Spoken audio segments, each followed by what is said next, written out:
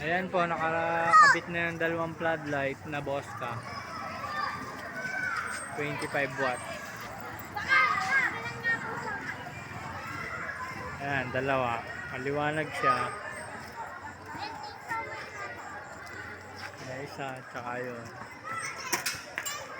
Maganda siya. Hindi nakakabit yung wire niya sa panel.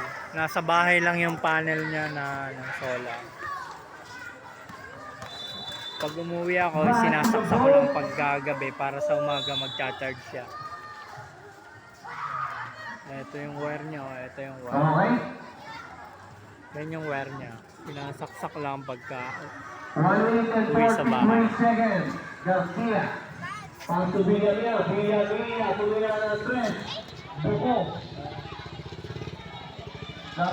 Hindi siya kayang lubatin. Hindi kayang lubatin na ano. Hanggang alas 10 lang naman ako ng gabi. Mag-i-start ako na mga alas 6. Hindi kayang lubatin, malakas pa rin. Kahit hindi mo siya i-charge kinabukasan. Ayan o, liwanag. 25 watts na Bosca. Solar floodlight. Maliwanag na maliwanag.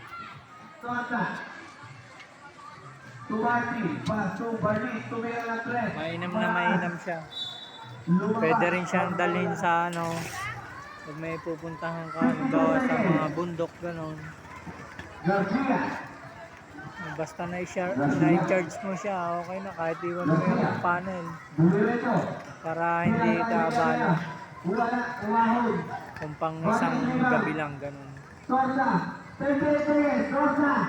Ayan, nagtitinda ako dito sa gym. Napakaganda ng floodlight na yan.